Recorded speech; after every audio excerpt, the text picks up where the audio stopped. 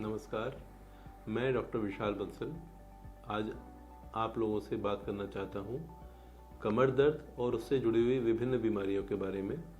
हम सब लोग ये देखते हैं कि अधिकतर लोग जिनको कमर दर्द रहता है, कमर से नीचे पैरों में दर्द आता है, पैरों में भारीपन, झुंझुनाहट और सुन्नपन बना रहता है, उसके लिए हम समझना चाहेंगे कि ये क्यों शुरू होता है, इसको ठीक करने के क्या उपाय हैं और ये अगली बार कभी ना हो उसके क्या तरीके हैं। अधिकतर लोग काफ़ी लंबे समय तक इस परेशानी से जूझते हुए ये समझ नहीं पाते हैं कि वो इसको ठीक कर सकते थे आराम से, और फिर वो ऑपरेशन जैसी गंभीर स्थिति में पहुंच जाते हैं। हमारे शरीर में जो रीढ़ की हड्डियां होती हैं उनके बीच में डिस्क होती है। मैं आपको दिखाना चाहूँगा, इस तरीके से होता है। ये रीढ़ की हड्डियां ऊपर से नीचे तक रहती हैं, इनके बीच में डिस्क रहती है और पीछे की तरफ से पैरों को सप्लाई करने वाली नसें निकलती हैं। कई बार जिन लोगों की मांसपेशियां कमज़ोर होती हैं, जो लोग ज़्यादा भारी वजन उठाते हैं या फिर बहुत देर तक बैठ के काम करते हैं और अपनी कमर को सीधी नहीं रखते हैं, उस केस में ये मांसपेशियां कमज़ोर हो जाती हैं और डिस्क पे प्रेशर क्रिएट होने लगता है और वो डिस्क बाहर निकल के नस को दबाने लगती है।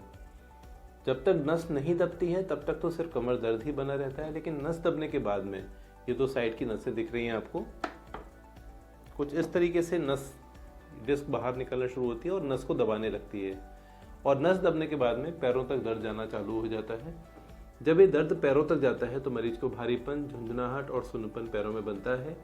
थोड़ी देर भी जब वो चलता है तो उसके पैरों में भारीपन आता है, दर्द बन जाता है, जिसके कारण से उसको बैठना पड़ता है और थोड़ी देर बैठने से दर्द में आराम पड़ता है।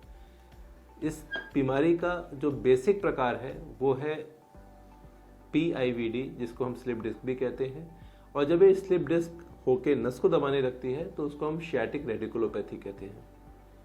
रेडिकुलोपैथी का जो पेन होता है दो तरीके से होता है।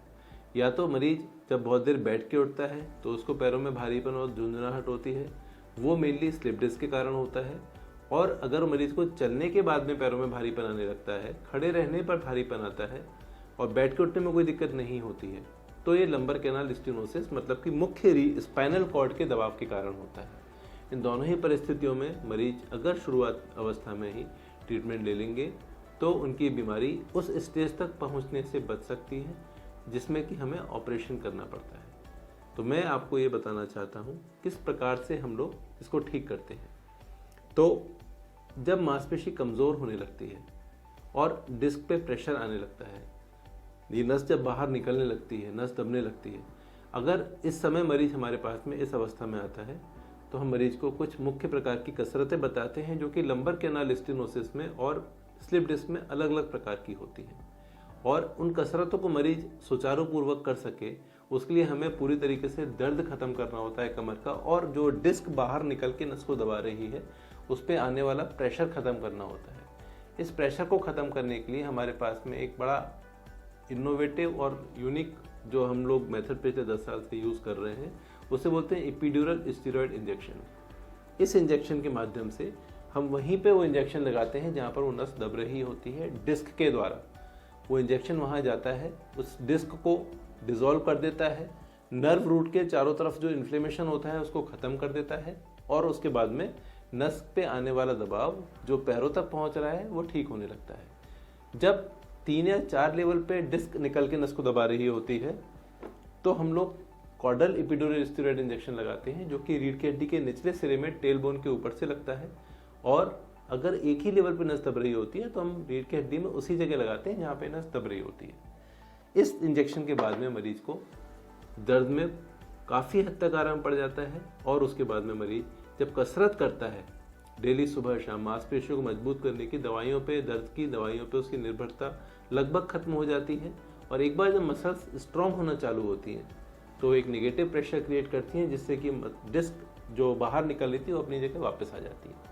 पिछले 10 सालों में इस पद्धति से हजारों मरीज ठीक हो चुके हैं और उन लोगों को, हजारों में से करीब सैकड़ों मरीजों को एडवाइस किया गया था ऑपरेशन के लिए, वो सारे मरीज ठीक हो चुके हैं इस बीमारी से। तो 3 तरीके से हमको इस चीज़ को एड्रेस करना है। पहले जो मसल्स जाम है उनको रिलैक्स करना है, हमें जो नस पे दबाव पड़ रहा है उसको ख़त्म करना है और फिर हमको मांसपेशियों को मजबूत करना है। इसे ही हम एक कंप्लीट रिवर्सल बोलेंगे बीमारी का। सिर्फ दर्द में आराम देना किसी भी हड्डी की बीमारी में उपाय नहीं होता।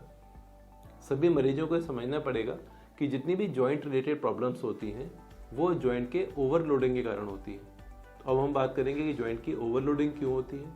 जॉइंट की ओवरलोडिंग होती है मसल्स के वीक होने के कारण। हमारे शरीर में भगवान ने मांसपेशियां, लिगामेंट, हड्डियां, टेंडन, ये सब एक संतुलित मात्रा में शक्ति देके बनाया है। इसमें से अगर मसल्स समय के साथ वीक होती हैं आपके इम्प्रॉपर पोस्चर के कारण, या फिर आपके गलत तरीके से एक्सरसाइज करने के कारण, या फिर आपकी किसी और वीकनेस के कारण, जैसे डायबिटीज़ में या थायराइड में मस्कुलर वीकनेस हो जाती है, तो वो मसल्स वीक होने लगती हैं। और जो मसल्स अपने ऊपर लोड बेयर कर सकती थी किसी भी ड्यूरिंग किसी भी पर्टिकुलर एक्शन के समय, वो सारा का सारा लोड जोड़ के ऊपर आने लगता है। और जोड़ मतलब कि जॉइंट, जो कि कार्टिलेज से मिलकर बना होता है। जैसे कि मैं आपके सामने एक घुटने का जोड़ दिखा रहा हूँ। ये आप देख रहे होंगे बोन है, उसके आगे की कवरिंग जो है वो वाइट है, ये कार्टिलेज होता है। इस कार्टिलेज में प्रेशर पड़ने के कारण से जब मसल्स वीक होने लगती हैं, कार्टिलेज की डैमेज होने लगती है और फिर जोड़ तेजी से घिसने लगता है। ये सिर्फ घुटने ही नहीं, ये एड़ी पे, कंधे पे, कोहनी पे, सभी जगह यही रूल अप्लाई होता है। अगर हम मसल्स को मजबूत रखेंगे और जोड़ पे आने वाले लोड को मसल्स के ऊपर ट्रांसफर करेंगे, ये हर बीमारी को रिवर्स करने का बेसिक प्रिंसिपल होता है।